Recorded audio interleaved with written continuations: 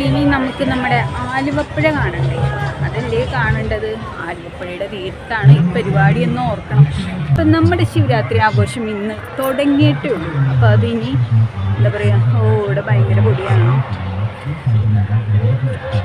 അപ്പം അതിനി ആഴ്ചകളോളം ഉണ്ടാവും മണപ്പുറത്തെ ശിവരാത്രി ആഘോഷം.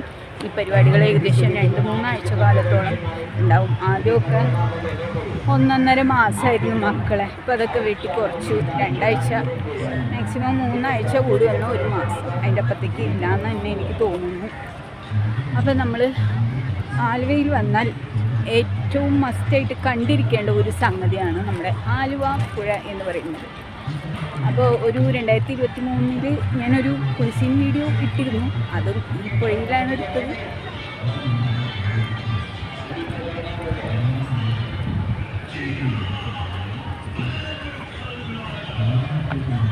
കാണാം, ഇതാണ് നമ്മുടെ ആലുവ പുഴ.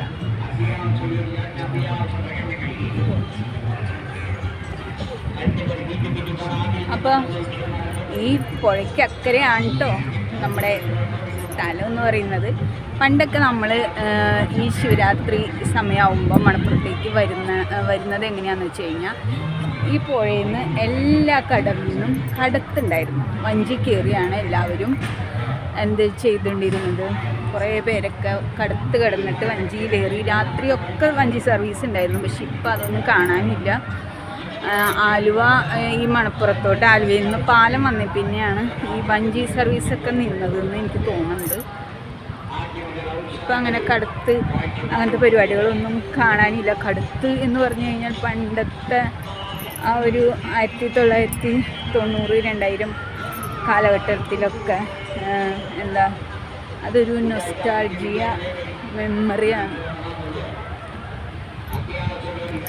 ലൈറ്റൊക്കെ തെളിഞ്ഞു തുടങ്ങിയിട്ടുണ്ട്. നമ്മുടെ യന്ത്രൂഞ്ഞാൽ അവിടെ കറങ്ങണ കണ്ടോ, സന്ധ്യ ആയിക്കൊണ്ടിരിക്കുന്നു.